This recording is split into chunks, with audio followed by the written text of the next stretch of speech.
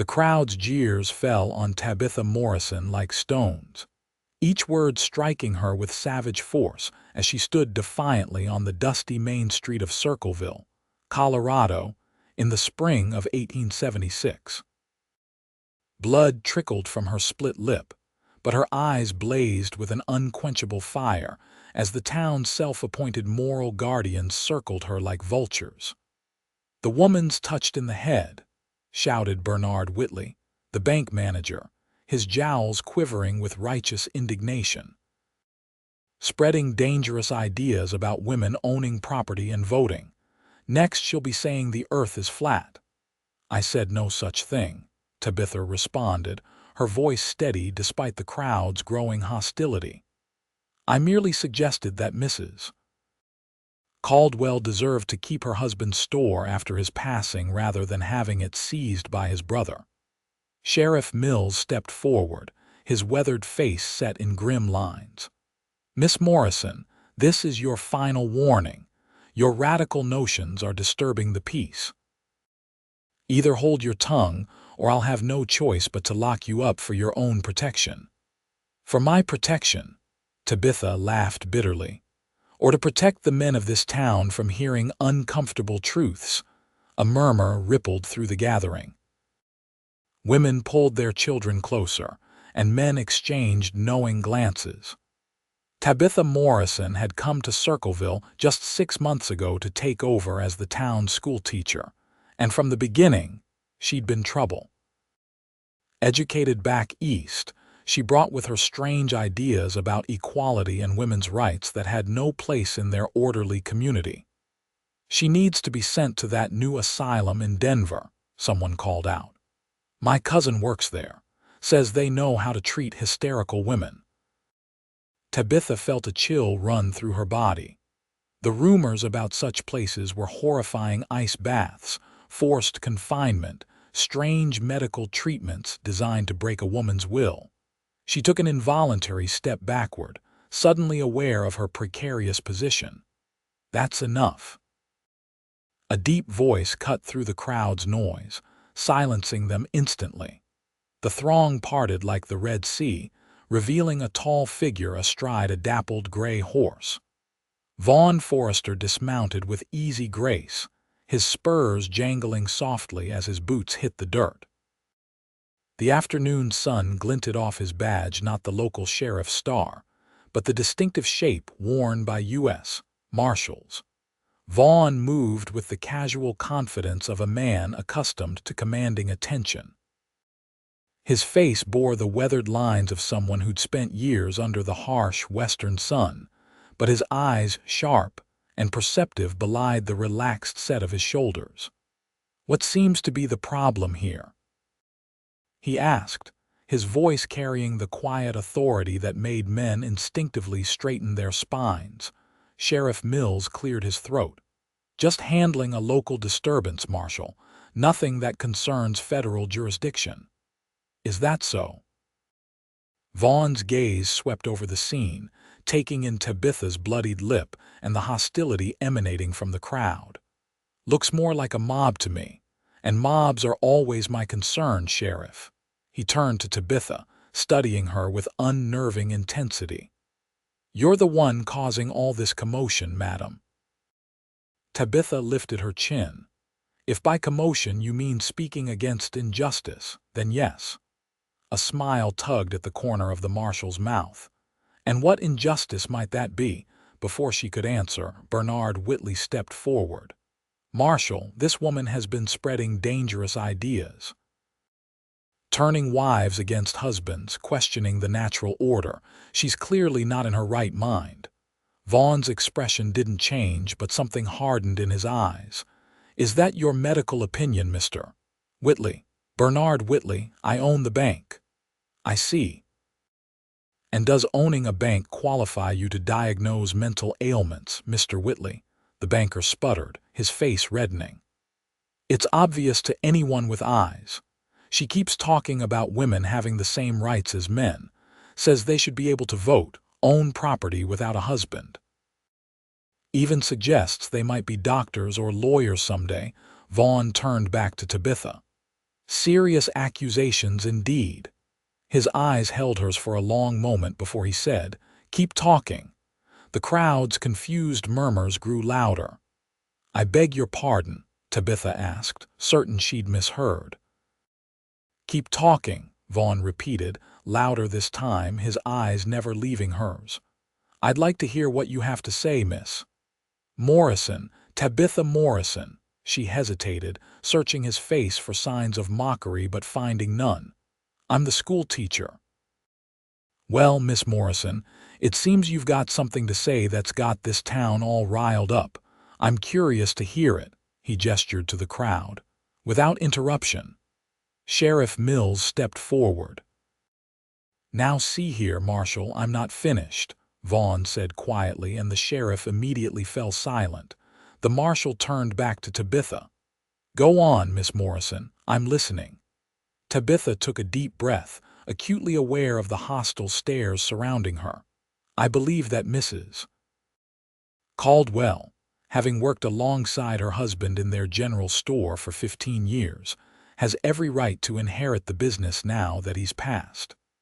The law might say his brother has claim, but what does the law know of the hours she spent keeping the books, ordering stock, and serving customers? Why should she be left destitute while her brother-in-law, who's never set foot in Circleville until now, profits from her labor?" She paused, expecting interruption, but Vaughn simply nodded for her to continue.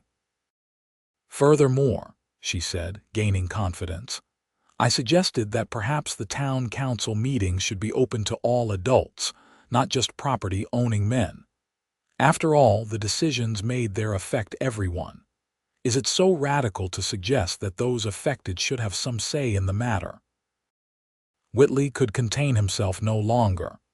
"This kind of talk leads to chaos. Next she'll be suggesting Indians and colored folks should have a say too."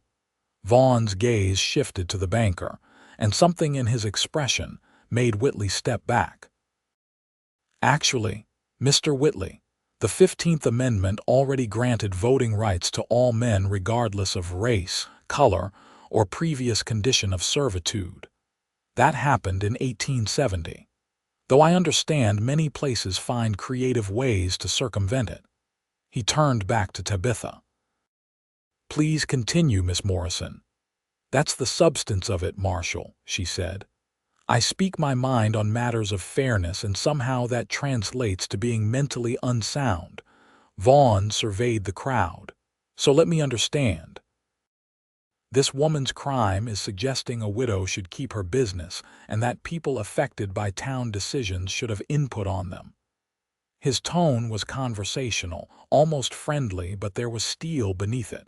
"And for this, you're discussing sending her to an asylum." No one spoke. "I see." He turned to Sheriff Mills.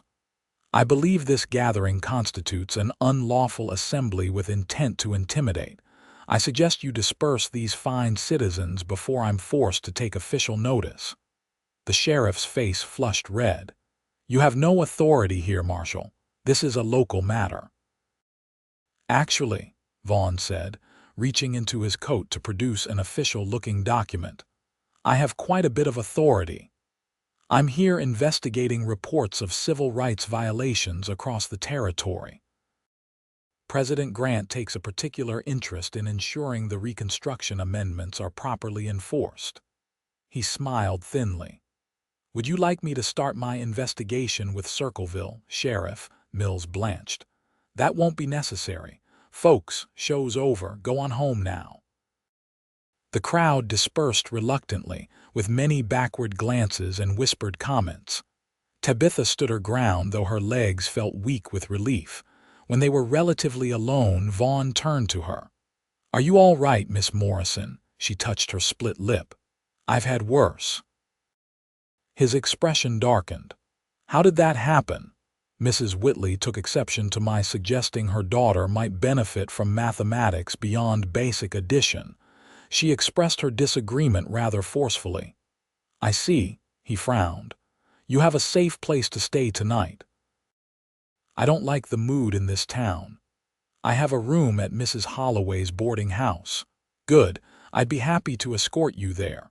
He gathered his horse's reins. Unless you have other business in town, Tabitha glanced toward the schoolhouse. I should collect some papers for grading. Lead the way. As they walked side by side down the dusty street, Tabitha studied the marshal from the corner of her eye. He moved with the easy confidence of a man comfortable in his own skin, alert but not tense. His clothes were trail-worn but clean dark trousers tucked into well-used boots, a simple blue shirt under a leather vest, and a tan duster that had seen better days. The gun at his hip looked like a natural extension of his body. "Thank you," she said finally. "For intervening." He nodded. Mobs have a way of making people lose their common sense, even good people. You think they're good people? She couldn't keep the bitterness from her voice. Some are, some aren't, same as anywhere. He glanced at her. But fear makes folks stupid. And change is something most people fear above all else. I'm not trying to change the world, Tabitha protested. Just make it a little fairer. Vaughn's laugh was a warm, unexpected sound. Miss Morrison, that's the very definition of changing the world, and it's why they're scared of you. They reached the small, whitewashed schoolhouse at the edge of town. Vaughn waited outside while Tabitha gathered her materials. When she emerged, he was leaning against the hitching post, absently stroking his horse's nose. "You named your investigation document yet?" she asked. He looked up, confusion crossing his features. "I beg your pardon, the document you showed Sheriff Mills, the one about investigating civil rights violations." She smiled slightly. "The blank piece of paper in the official-looking envelope." Vaughn's expression didn't change for a moment, then a slow smile spread across his face. "You noticed that, did you? I'm observant." She shifted the stack of papers in her arms. "And I'm guessing you're not really here on President Grant's orders." "The badge is real," he said, straightening up. "And I am a U.S. Marshal, but you're right, I'm not here on any official civil rights investigation." "Why are you here then, in Circleville, I mean? Tracking a man?" His expression turned serious. "Nothing for you to worry about." They began walking toward Mrs. Holloway's boarding house, the marshal leading his horse behind them. "A dangerous man?" Tabitha asked. "They all are in their way." He changed the subject. "How long have you been teaching in Circleville?" "6 months.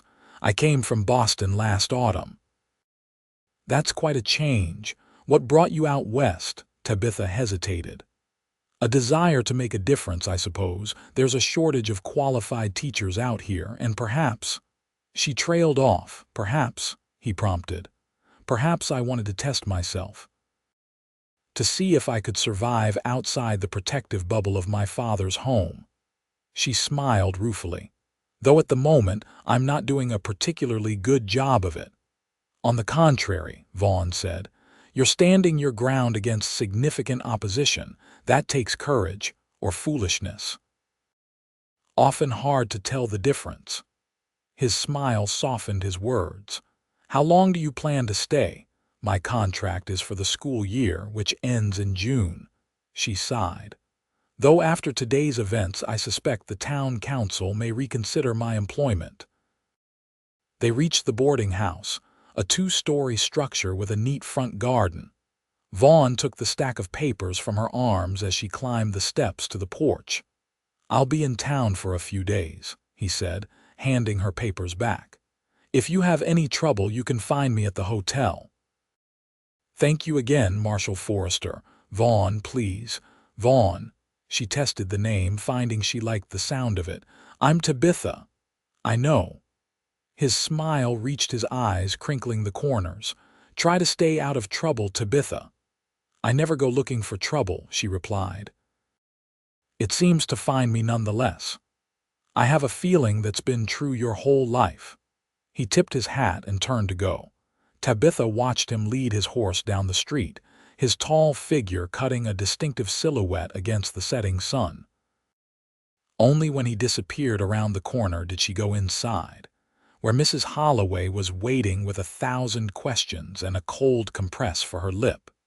The next morning, Tabitha arrived at the schoolhouse earlier than usual, hoping to avoid any confrontations before the children arrived. To her surprise, a small knot of parents was already gathered outside the building. Her heart sank as she recognized Bernard Whitley among them. "Miss Morrison," he called as she approached, "we need to talk." She squared her shoulders. "School begins in half an hour, Mr. Whitley. Any concerns about your son's education can be addressed after classes end today. This isn't about Tommy's education." Whitley stepped forward, backed by 4 other men and 2 women, all members of prominent Circleville families. "This is about your continued employment." "I see." She kept her voice steady. "And what authority do you have to discuss such matters, Mr. Whitley? The school board meets next week." "We represent the concerned parents of this community," he said. "And after yesterday's display, we don't feel comfortable having our children exposed to your radical ideas." "I've never discussed politics in my classroom," Tabitha said firmly.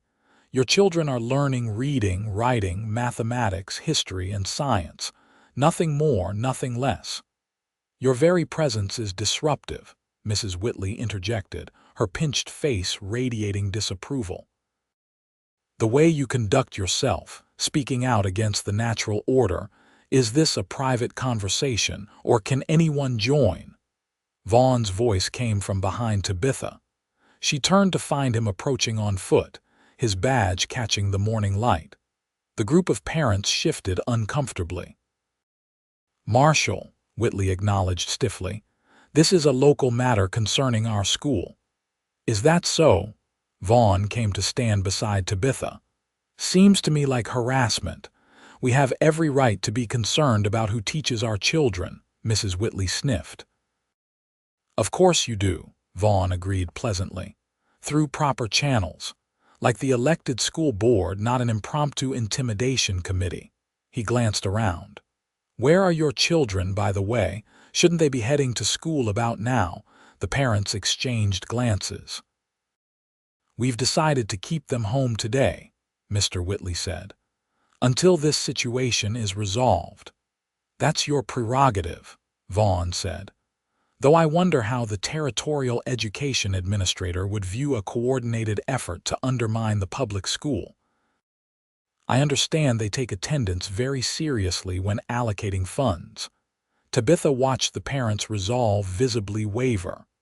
"Well," Mrs. Patterson, mother of twin girls in Tabitha's class, spoke up, "I certainly don't want Lily and Rose falling behind in their studies. Perhaps we're being hasty." "One day won't hurt," Whitley insisted, but his voice lacked conviction. "I'll make you a deal," Vaughn said. "Send your children to school today. I'll sit in on Miss Morrison's classes. If I observe any inappropriate content, I'll be the first to support your concerns." The parents murmured among themselves. Finally, Whitley nodded reluctantly. "Very well, but we'll be watching closely, Miss Morrison." As they dispersed, Tabitha turned to Vaughn. "You didn't have to do that, I know," he smiled. "But I've always been curious about what goes on in schoolhouses. Never spent much time in one myself. You're really planning to sit through my classes all day, if you'll have me." His expression turned serious. "Unless you'd rather I didn't." Tabitha considered him for a moment. "No, I think I'd welcome the company and the protection it provides." She unlocked the schoolhouse door. "Though I should warn you, we're learning about fractions today. Many find them more terrifying than outlaws." Vaughn laughed. "I'll take my chances." By mid-morning, the schoolhouse was filled with its usual complement of 23 students, ranging in age from 6 to 16. Vaughn sat at the back, his long legs awkwardly folded under a desk designed for someone much smaller. To Tabitha's surprise, he seemed genuinely interested in the lessons, occasionally nodding in understanding or raising an eyebrow at a particularly insightful question from one of the students. During the noon recess, while the children ate their lunches in the schoolyard, Tabitha found Vaughn examining the bookshelf that held her modest classroom library. "You've got some unexpected titles here," he commented, running a finger along the spines. "Darwin, Mill, Mary Wollstonecraft." "Those are my personal copies," she explained. "For my own reference, not for teaching, though the older students sometimes borrow them. Including The Subjection of Women." He held up Mill's controversial work, "especially that one." She smiled. "Jenny Patterson read it 3 times. She now wants to become a lawyer. Dangerous ideas indeed." His eyes twinkled. "No wonder they want to lock you away." "Do you disagree with me as well, Marshal?" she challenged, "on women having equal rights?" He returned the book to the shelf. "No, madam, I do not." "That's a surprisingly progressive view for a man in your position. I've known too many remarkable women to believe the nonsense about the weaker sex." He shrugged. "My mother ran our ranch for 15 years after my father died, did a better job of it than he ever did. And the best shot I ever saw was a woman named Calamity Jane. You've met Calamity Jane?" Tabitha couldn't hide her fascination. "Briefly." He smiled at the memory. "She won $50 off me in a shooting competition in Deadwood. Used the money to buy drinks for everyone in the saloon, including me." The afternoon passed quickly. Vaughn remained at the back of the classroom, occasionally helping younger students with their reading when Tabitha was busy with others. By the time the final bell rang and the children scattered homeward, Tabitha realized she'd enjoyed the day more than any in recent memory.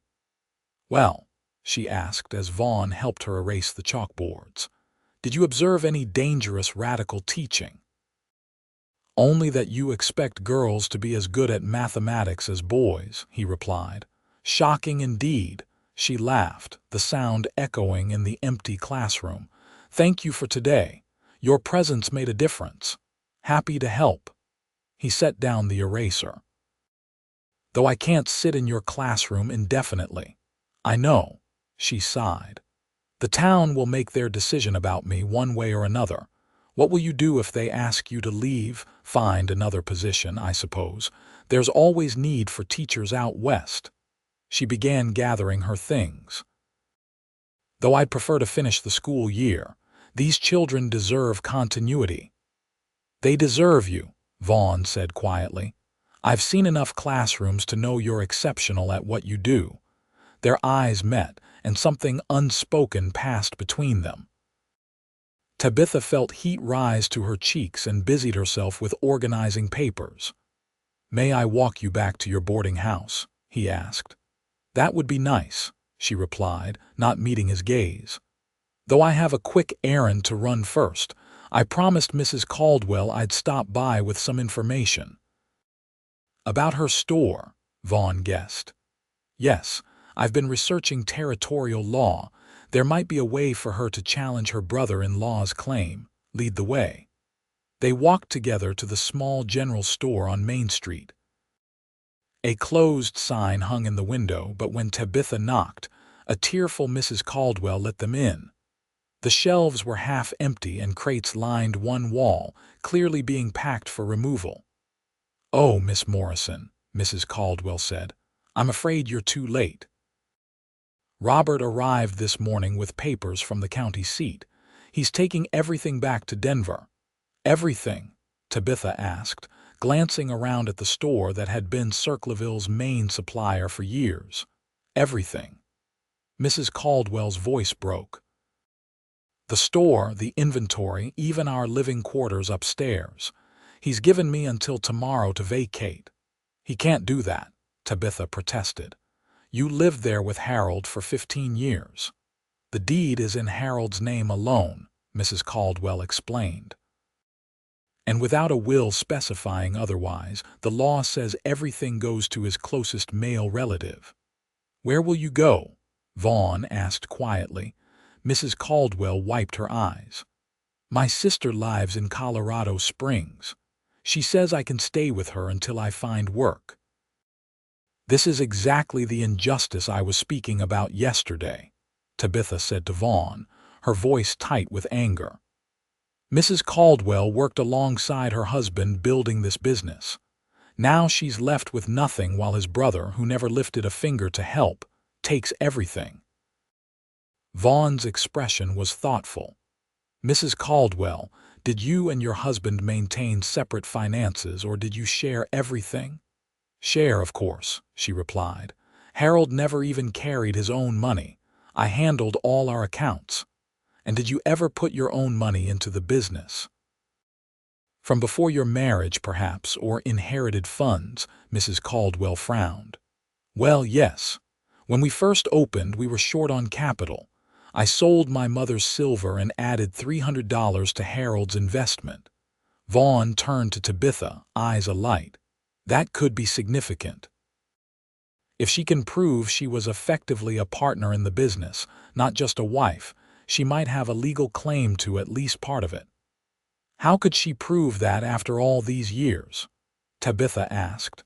"Bank records," Mrs. Caldwell said suddenly.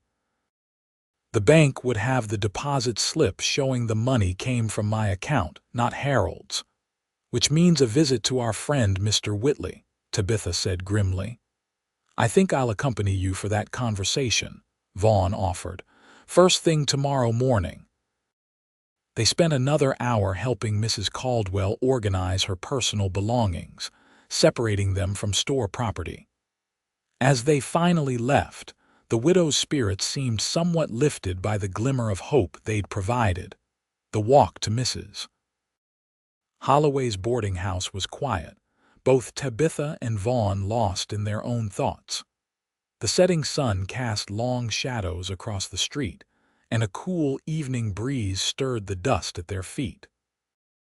"You never said what brought you to Circleville," Tabitha remarked as they neared her temporary home.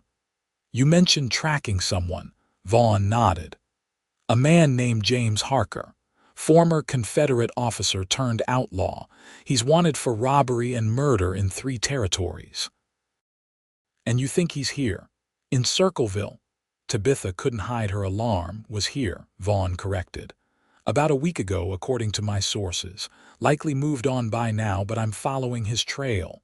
"What does he look like? Perhaps I've seen him." "Tall, lean. Dark hair going gray at the temples. Has a scar that runs from his left eye down to his jaw." Vaughn's expression darkened. "I gave him that scar 3 years ago, the last time our paths crossed. He gave me this in return." He pushed up his sleeve to reveal a jagged white line that ran the length of his forearm. "You have a personal stake in this," Tabitha observed. "Yes." He offered no further explanation, and Tabitha didn't press. They reached the boarding house steps, and Tabitha turned to face him. "Will you be joining us for class again tomorrow?"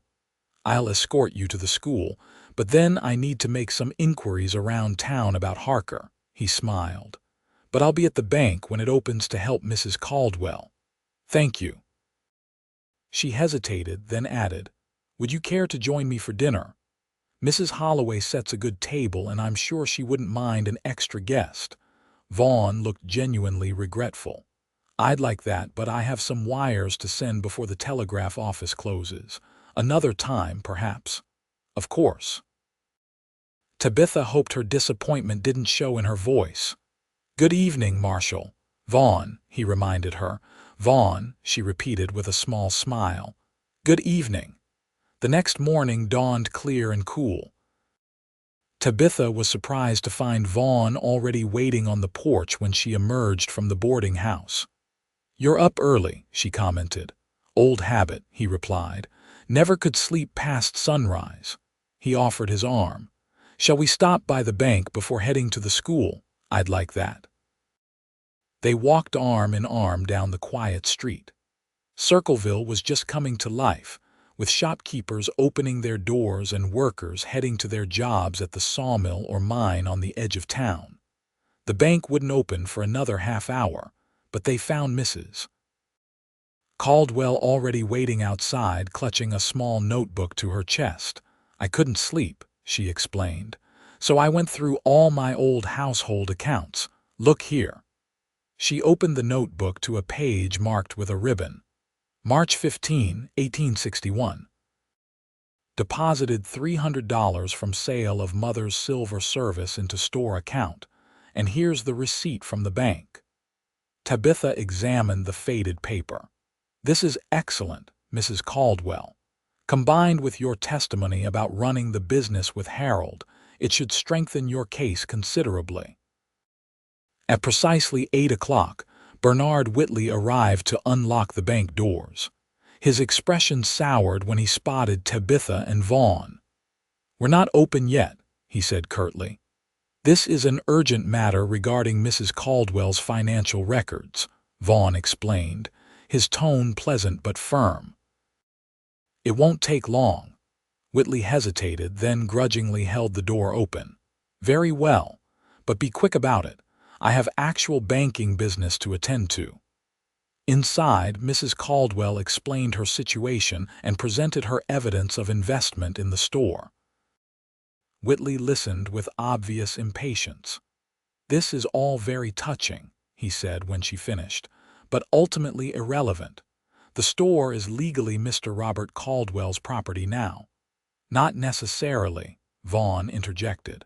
"Territorial law recognizes business partnerships, even informal ones." Mrs. Caldwell's financial contribution, combined with her years of running the store, could constitute such a partnership.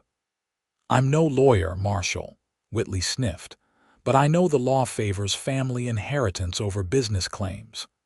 "Then perhaps we need a lawyer's opinion," Tabitha suggested. "Is there one in Circleville? Nearest one's in Pueblo," Whitley said dismissively. "Then I'll go to Pueblo," Mrs. Caldwell declared with sudden determination. "I won't let Robert steal my livelihood without a fight." Whitley's expression shifted. "Now, Martha, don't be hasty." "The stagecoach fare alone would—" "I'll take her," Vaughn interrupted. "I need to go to Pueblo anyway as part of my investigation. We can leave this afternoon and be back by tomorrow evening." Tabitha felt a peculiar twinge of disappointment at the thought of Vaughn leaving, even briefly. "That's very kind of you, Marshal. It's the least I can do," he replied, his eyes meeting hers. "Meanwhile, Mr. Whitley, I trust you'll provide copies of all relevant bank records for Mrs. Caldwell to take to the lawyer." Whitley's mouth opened and closed like a fish gasping for air. "Aye. That would take time to compile. I'm sure your clerk can handle it while you attend to your actual banking business," Vaughn said smoothly. "We'll collect them before we depart." Outside the bank, Mrs. Caldwell clutched Tabitha's hands. "Thank you, my dear. You've given me hope when I thought all was lost." "I've done very little," Tabitha demurred. "The Marshal is the one helping you get to Pueblo, but you spoke up when no one else would." The older woman squeezed her hands. "That takes a special kind of courage." As they walked toward the schoolhouse, Tabitha was acutely aware of Vaughn's presence beside her. "That was a generous offer," she said, "taking Mrs. Caldwell to Pueblo." "It serves multiple purposes," he replied. "I do need to check with the sheriff there about Harker sightings, and I suspect Mrs. Caldwell's brother-in-law might be more inclined to negotiate once he realizes she's seeking legal counsel. Still, it's kind of you," he shrugged. "Maybe I just can't stand seeing good people mistreated." They reached the schoolhouse, where a few early arriving students were already playing in the yard. "I should prepare for the day," Tabitha said reluctantly. "When will you leave for Pueblo?" "Early afternoon, after I make a few more inquiries here." His eyes searched hers. "We should be back tomorrow evening.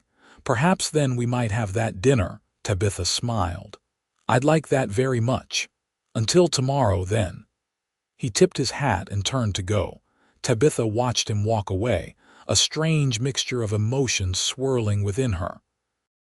In just 2 days, this man had upended her world in ways she hadn't anticipated.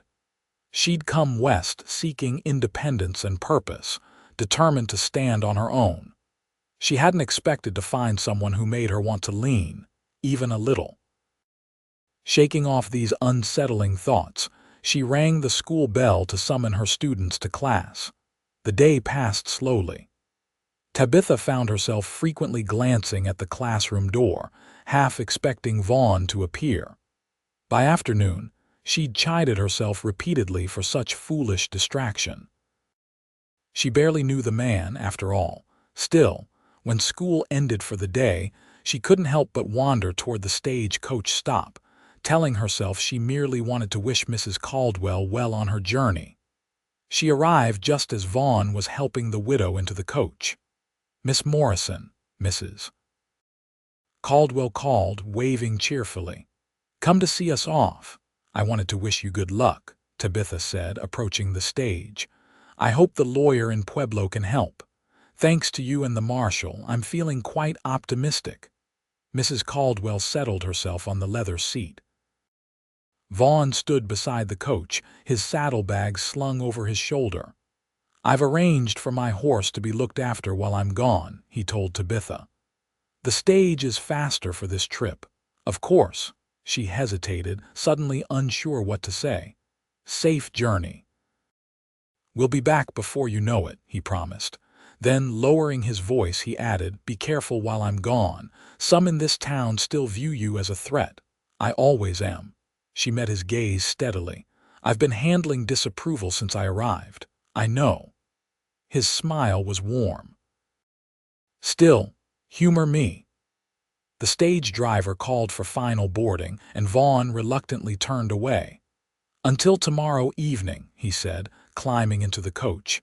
Tabitha stepped back as the stagecoach lurched into motion, dust billowing around its wheels as it rolled out of town. She watched until it disappeared from sight, then slowly made her way back to the boarding house, lost in thought. The evening passed uneventfully. Tabitha graded papers, prepared the next day's lessons, and tried not to think about Vaughn Forrester or why his absence should leave her feeling so strangely bereft. She'd known the man for barely 2 days, yet somehow he'd carved out a space in her life that now felt conspicuously empty. She was just preparing for bed when a frantic knocking at her door startled her. She opened it to find Mrs. Holloway, the normally composed boarding house owner, looking deeply troubled. "Miss Morrison, you need to come downstairs," she said urgently. "Sheriff Mills is here with Mr. Whitley and Reverend Parker." Tabitha's stomach clenched. "What do they want?" "They wouldn't say, just that they need to speak with you immediately." Mrs. Holloway wrung her hands. "I told them it wasn't proper to disturb a lady at this hour, but they insisted it was official business. Give me a moment to make myself presentable." Tabitha closed the door and quickly pulled on a simple day dress over her nightgown, her fingers fumbling with the buttons. Whatever official business brought 3 of the town's most prominent men to her door after dark, it couldn't be good. When she descended the stairs, she found the men waiting in Mrs. Holloway's parlor. Sheriff Mills stood awkwardly by the fireplace, his hat in his hands. Bernard Whitley sat stiffly in an armchair while Reverend Parker paced by the window. "Gentlemen," Tabitha greeted them coolly. "What brings you here at this hour, Miss Morrison?" Sheriff Mills cleared his throat. "I'm afraid I have some difficult news. Go on." "We've received word from Denver." He glanced at Reverend Parker, who nodded encouragingly. "From the Territorial Director of Education. Concerns have been raised about your suitability as a teacher." "What concerns specifically?" Tabitha asked, her voice steady despite the fear coursing through her. "Your radical views," Whitley interjected. "Your public challenges to established social order, your disruptive influence on impressionable young minds." "I see." Tabitha looked between the 3 men. "And who raised these concerns?" "I assume it wasn't the Director of Education himself who happened to notice my radical views all the way from Denver." The men exchanged uncomfortable glances. Several concerned citizens wrote to the director. Reverend Parker admitted, as was their duty when confronted with potential corruption of youth. I see, Tabitha repeated. And what does the director propose? Sheriff Mills shifted his weight. He's authorized the school board to suspend you from your position pending a formal hearing. When would this hearing take place? That's not been determined yet, Whitley said. These things take time to arrange. Meanwhile, Reverend Parker's wife has agreed to temporarily take over your classes. Mrs. Parker has no training as a teacher, Tabitha pointed out. She raised 5 children of her own, the Reverend said defensively. She knows how to instruct young minds. I'm sure she does, Tabitha agreed, though I wonder how she'll manage the algebra lessons for the older students or the Latin exercises. The basics will suffice until a permanent replacement can be found, Whitley snapped. I see. Tabitha straightened her spine. And where am I supposed to go during this suspension? That's your concern, Whitley said coldly. Though given your continued disruptive presence in our community, perhaps it would be best if you returned east. What Bernard means, Reverend Parker interjected more gently, is that it might be easier for all concerned if you sought a position elsewhere. Somewhere your unique perspectives might be better appreciated. And if I refuse to abandon my students mid-term, Sheriff Mills cleared his throat. The board has authorized me to escort you to the stagecoach tomorrow morning if necessary, for your own protection, of course. Of course, Tabitha said bitterly. How convenient that Marshal Forrester happens to be away just when you decide to implement this plan.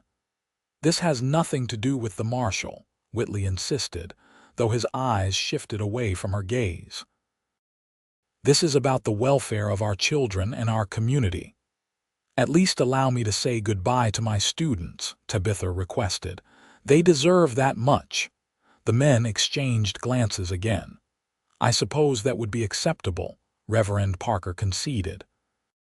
You may have 1 hour tomorrow morning to gather your things and address the children.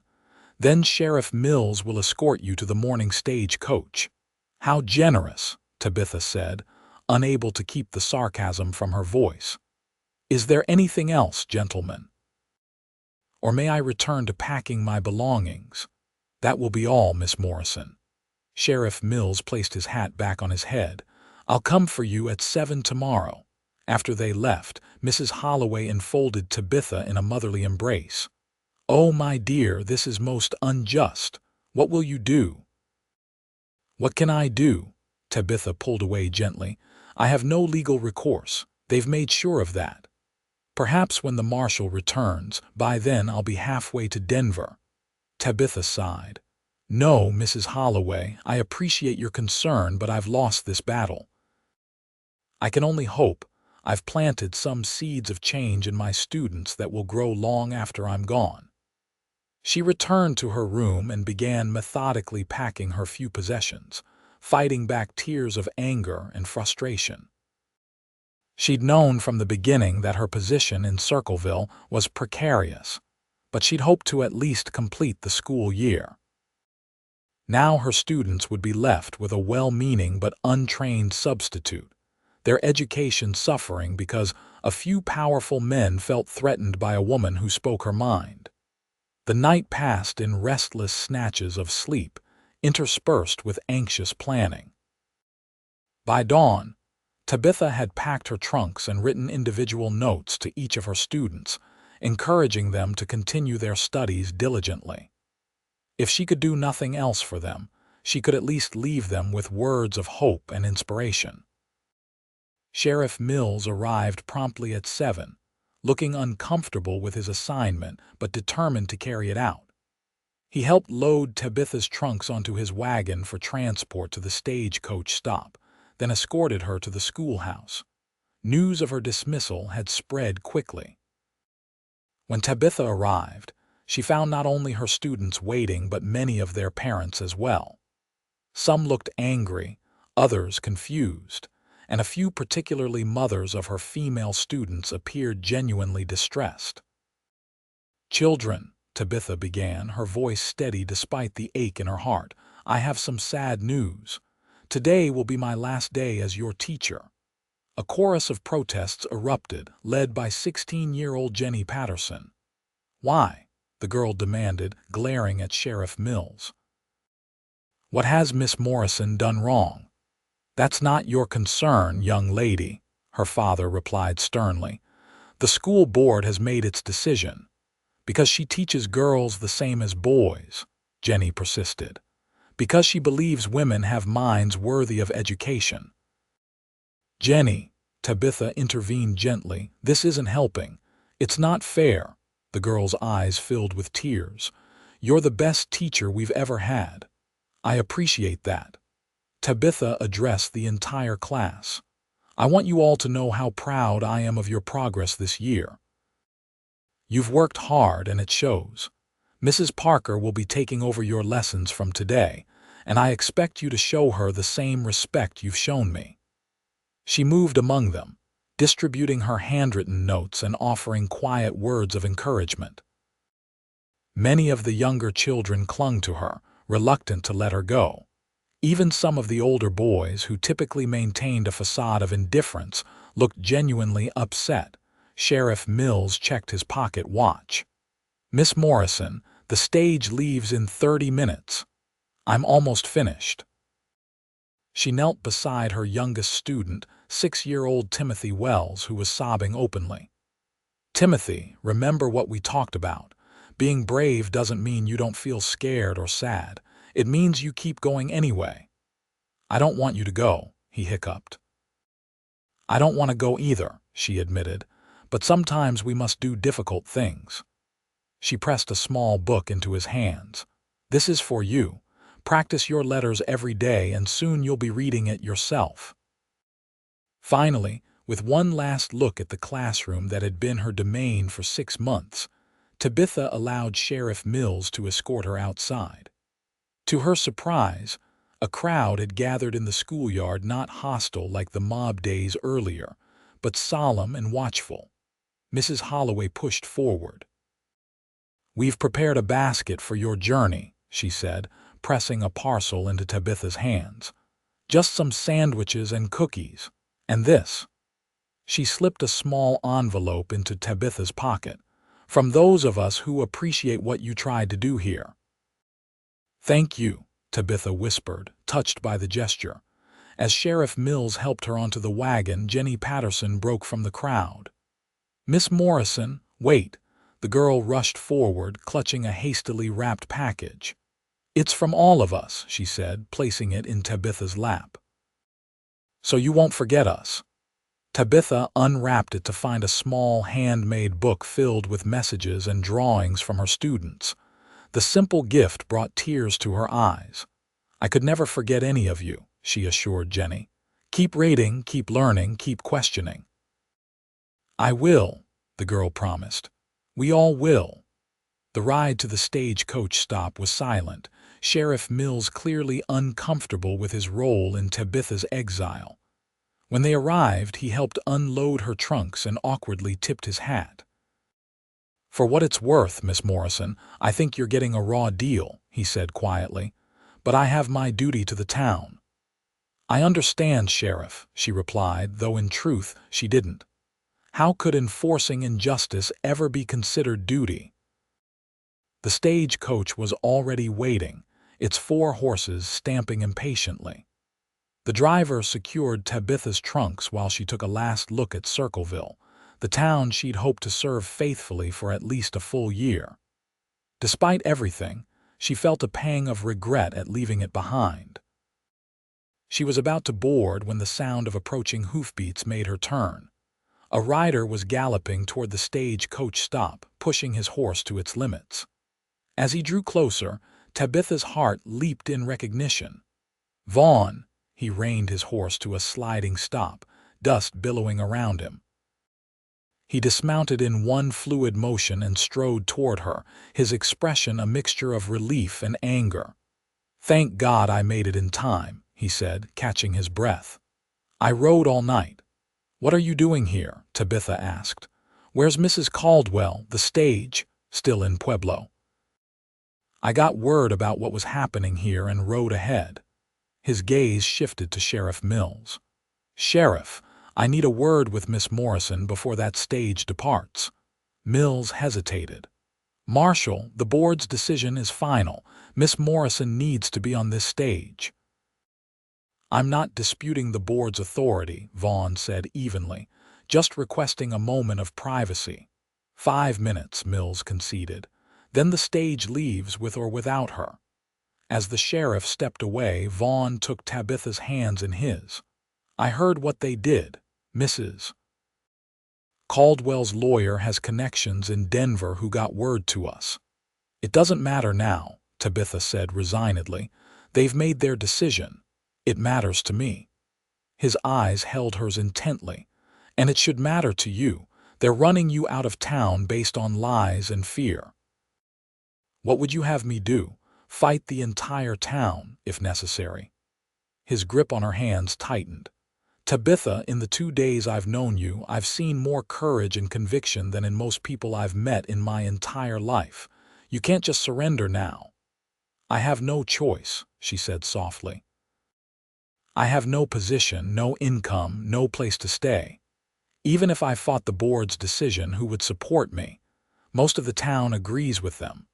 Not most, Vaughn corrected. A vocal few, the same few who always resist change because it threatens their power. He gestured toward the crowd that had followed from the schoolhouse, standing at a respectful distance. Look at them, Tabitha. Those aren't people who want you gone. She glanced at the gathering students and parents, shopkeepers and laborers, Mrs. Holloway wiping tears from her eyes. They weren't the powerful elite of Circleville, but they were its heart. Even if you're right, she said, turning back to Vaughn, what can they do against the school board? Against men like Bernard Whitley who control the town's money and influence, more than you might think. He smiled slightly. While in Pueblo, Mrs. Caldwell's lawyer introduced us to the territorial superintendent of schools who was quite interested to learn that a qualified teacher was being dismissed without due process for expressing opinions outside the classroom. The superintendent. Tabitha's pulse quickened. But Mr. Whitley said they had authorization from Denver. They lied, Vaughn said simply. No such authorization was given. In fact, the superintendent is considering a visit to Circleville to investigate potential misconduct by the school board. Hope flared briefly in Tabitha's chest, then dimmed. Even so, I can't stay here now. They've made it impossible. Time's up, Marshal, Sheriff Mills called, approaching them again. Stage is ready to depart. Vaughn held Tabitha's gaze. Do you want to leave, Tabitha? Truly, she hesitated. I want to finish what I started here. I want my students to have the education they deserve, but I don't see how I can stay. Trust me, he said softly. Just a little longer. Before she could respond, he turned to Sheriff Mills.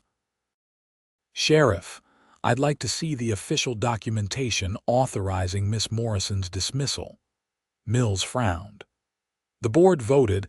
I'm not asking about the vote, Vaughn interrupted. I'm asking for the official notice from the Territorial Education Office that would be required for such an action. Surely you wouldn't remove a teacher without proper authorization. The sheriff shifted uncomfortably. Mr. Whitley assured us it was coming. Coming. Vaughn raised an eyebrow. So you're removing Miss Morrison based on paperwork that doesn't actually exist yet. Now see here, Marshal, I wonder, Vaughn continued conversationally, how the territorial superintendent would view a sheriff who forcibly removes a teacher without proper authority. Might even be considered an abuse of power. Mills' face reddened. I was assured by the board. The board doesn't have the authority to dismiss a territorial appointee without approval from Denver, Vaughn said firmly. And Miss Morrison holds her position through territorial appointment, not merely local board approval. The sheriff looked from Vaughn to Tabitha, clearly unsure how to proceed. I was just following orders. I understand, Vaughn said, his tone softening slightly. But now you have new information. What will you do with it? A tense silence fell as Mills visibly wrestled with his options. Finally, he sighed heavily. I can't force Miss Morrison onto that stage without proper documentation, he conceded. Not if her position is a territorial appointment. Relief flooded through Tabitha. Does this mean I can return to my classroom? I suppose so, Mills said grudgingly. At least until we receive official word from Denver one way or the other. The stagecoach driver called impatiently from his perch. Are we leaving or not? Got a schedule to keep. Miss Morrison won't be traveling today, Vaughn informed him. Her trunks can be removed. As the driver grumbled about delays, Vaughn turned back to Tabitha. Shall we tell your students the good news? She nodded, still somewhat dazed by this sudden reversal of fortune. Yes, but how did you know? About the territorial appointment, I mean, Mrs. Caldwell's lawyer explained the system to us, he said as they walked back toward the waiting crowd. All qualified teachers in the Colorado Territory are technically territorial appointees, though they serve at local schools. It's a detail most school boards either don't know or conveniently ignore. So they can't dismiss me without approval from Denver, not legally. His smile was grim. Though that doesn't mean they won't try other methods to force you out. Let them try, Tabitha said, newfound determination filling her voice. I'm not leaving until June when my contract ends. After that, well, I'll decide then. As they approached the crowd, murmurs of confusion gave way to exclamations of joy when Tabitha announced she would be remaining as their teacher. Children cheered, parents smiled in relief, and Mrs. Holloway burst into happy tears. Jenny Patterson pushed forward. You're staying, truly, Tabitha confirmed, at least until the end of the school year. And then, the girl pressed. Tabitha glanced at Vaughn, finding his eyes already on her. That remains to be seen. As the crowd dispersed, many stopping to welcome Tabitha back or express support, Sheriff Mills approached with Tabitha's trunks loaded back onto his wagon. I'll take these back to Mrs. Holloway's, he said stiffly, and I'll inform the school board of this development. Thank you, Sheriff, Tabitha replied graciously. I appreciate your adherence to proper procedure. Once Mills departed, Tabitha turned to Vaughn. You rode all night to stop them from sending me away. I did. His expression turned serious. When we heard what they were planning, I couldn't let it happen without at least trying to stop it. Why? She asked softly. You barely know me. I know enough, he replied, his voice equally soft. I know you're brave and principled and unwilling to back down when you believe in something. I know you care deeply about your students and this community, even when they don't appreciate you. And I know that in just 2 days, you've come to matter to me in a way I didn't expect. Tabitha felt heat rise to her cheeks. Vaughn, you don't need to say anything, he assured her quickly. I'm not asking for anything, I couldn't ride away and let them push you out. A small smile curved her lips. What about your manhunt, your outlaw? Harker can wait another day, Vaughn said. Some things are more important. They walked slowly toward the schoolhouse, where Tabitha's students were eagerly awaiting her return. The morning sun bathed Circleville in golden light, and for the first time in days, Tabitha felt truly hopeful about her future there. What happens now? She asked. Mrs. Caldwell will return tomorrow with the lawyer, Vaughn explained. He's agreed to represent you as well if needed, and the territorial superintendent has promised to review the situation personally. And you, will you stay until then? He nodded. I'll stay until I'm sure you're safe. Then I need to resume tracking Harker. His expression softened. But I'll come back, Tabitha, if you want me to. I'd like that, she admitted, surprising herself with her candor. Very much. As they reached the schoolhouse steps, Vaughn stopped. You should go in. They're waiting for you. Will you join us later? She asked. The children were quite impressed with your mathematics skills, he laughed. Maybe after I've had some sleep. I'm not sure I could add 2 and 2 right now. Of course. Rest well, Marshal Forrester. She hesitated, then impulsively leaned forward and kissed his cheek. And thank you. For everything. Before he could respond, she hurried into the schoolhouse, her heart lighter than it had been in months. The days that followed brought significant changes to Circleville. Mrs. Caldwell returned triumphant from Pueblo, accompanied by her lawyer and, to everyone's shock, the territorial superintendent of education himself. The hastily convened special meeting of the school board became quite a different affair than Bernard Whitley had anticipated.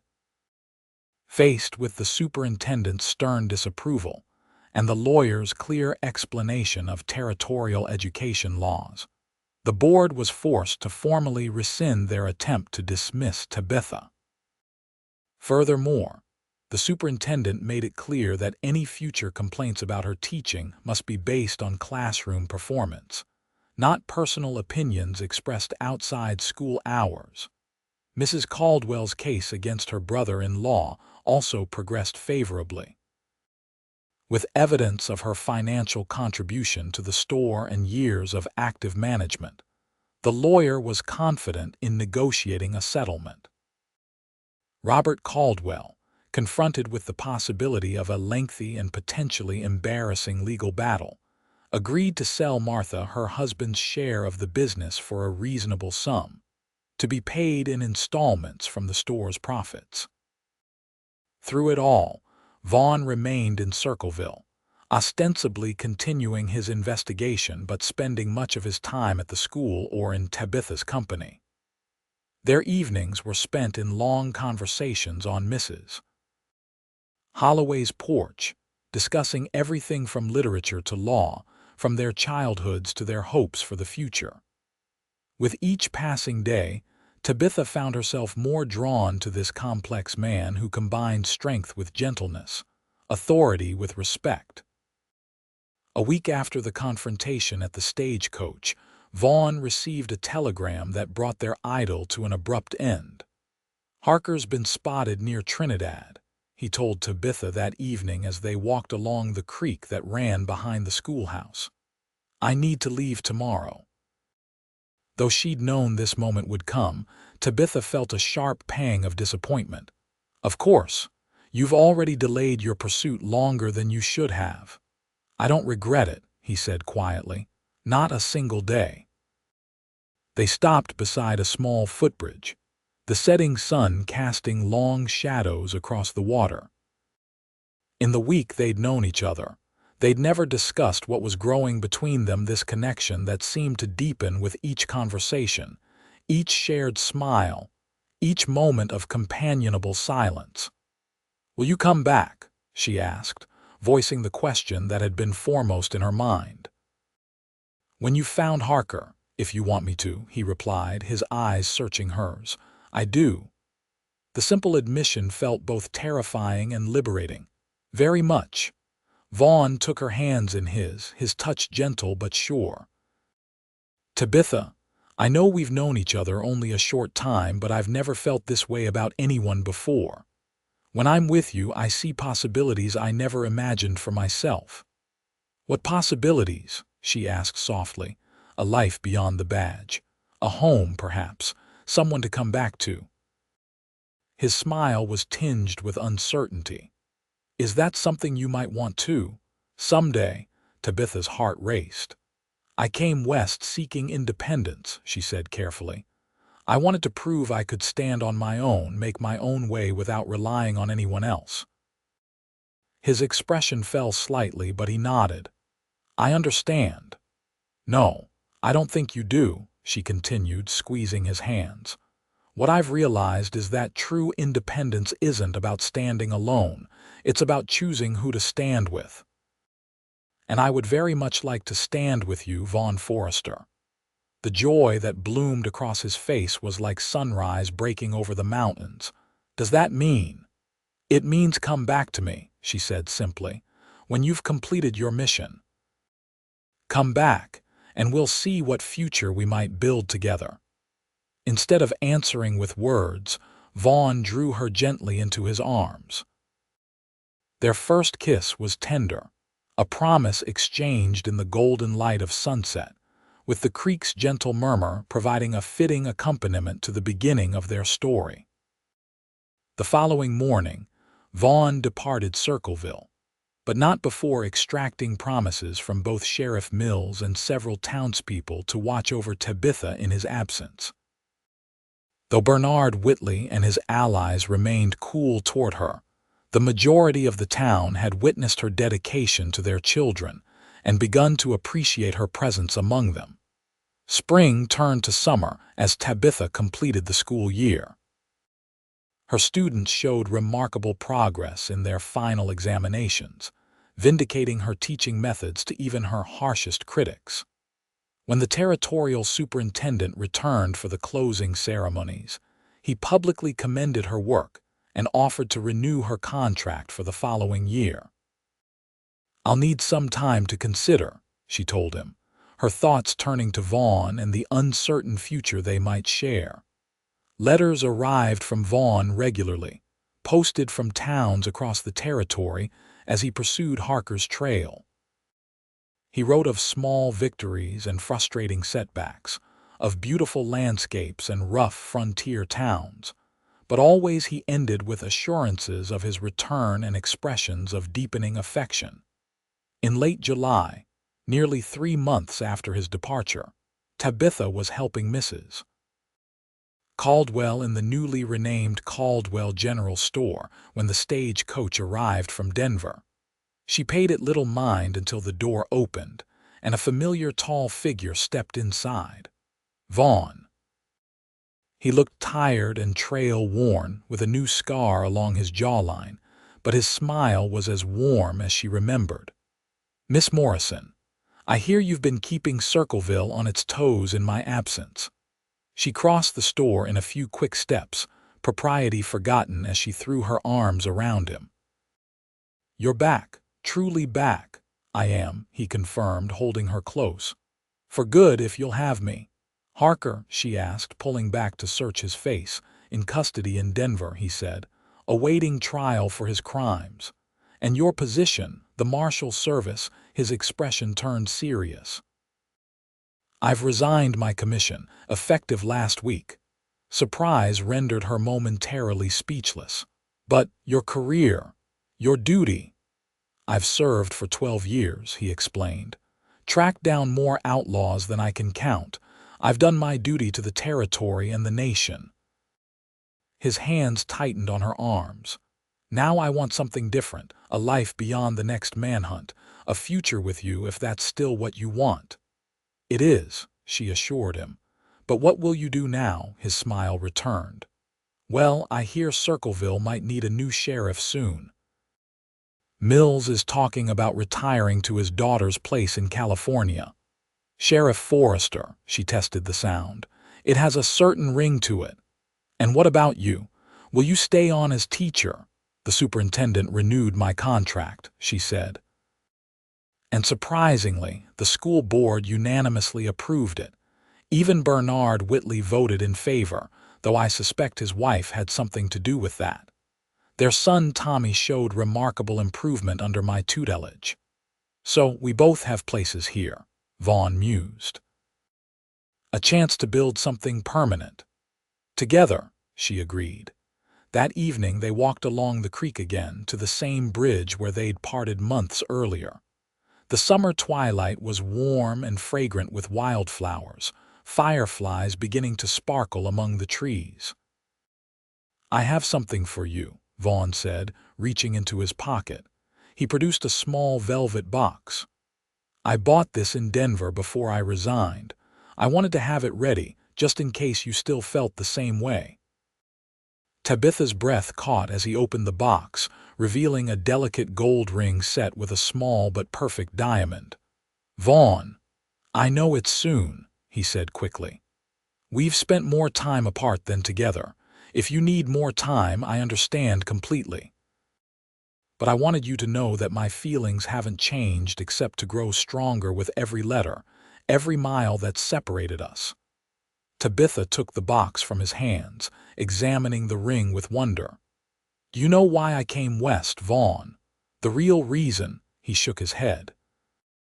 "I was engaged once, back in Boston, to a man my father approved of, respectable, established, suitable in every way." She looked up at him, "and utterly intolerant of my opinions. When I suggested that perhaps I might want to pursue further education instead of immediately starting a family, he informed me that such notions were unnatural and indicated a nervous disorder." Understanding dawned in Vaughn's eyes. "So when the men here said you were insane for speaking your mind, it wasn't the first time I'd heard it," she confirmed.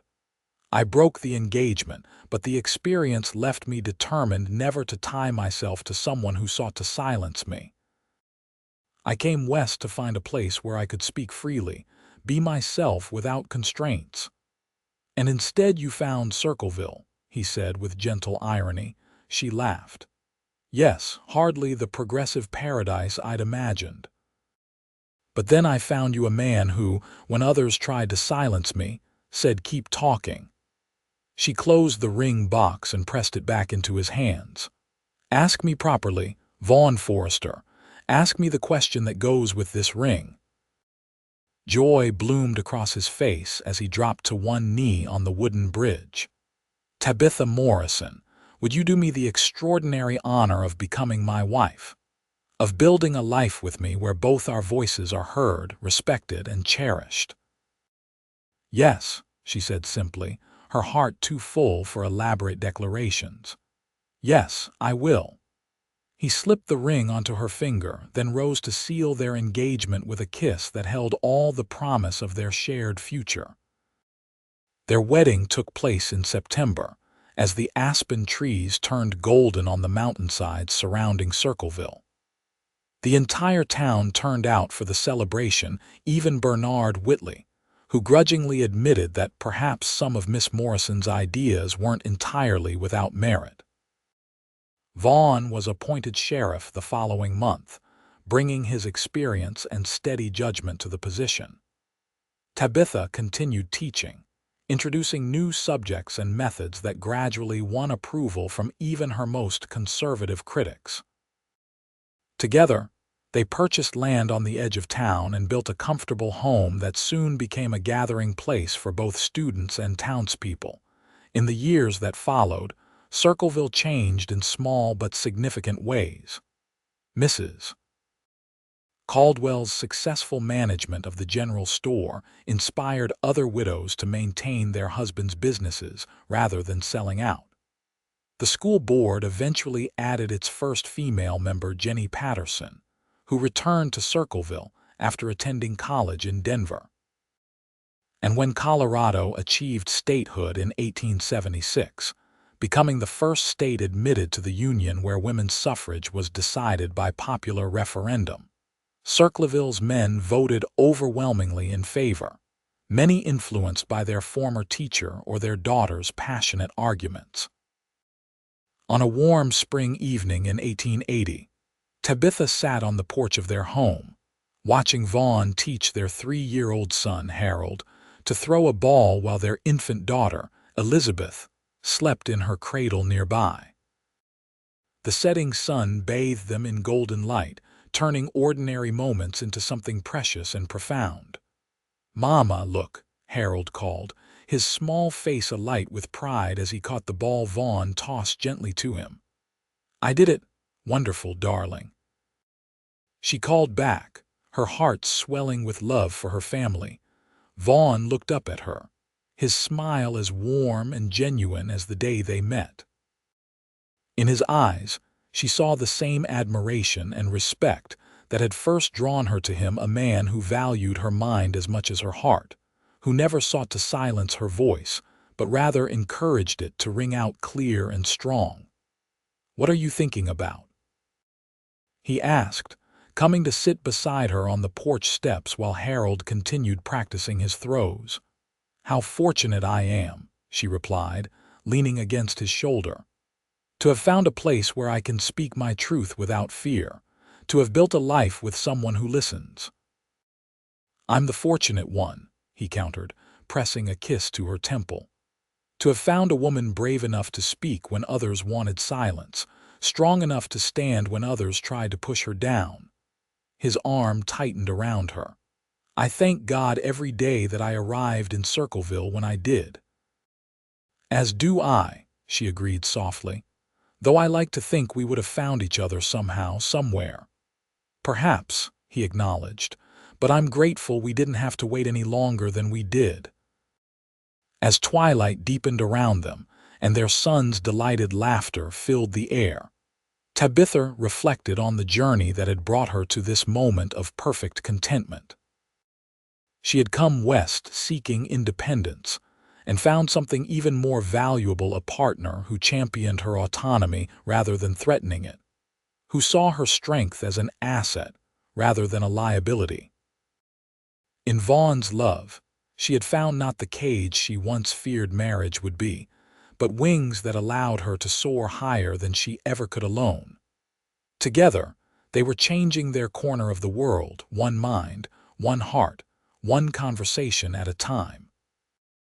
And all because, when others called her insane for speaking her mind, he had simply said, "Keep talking."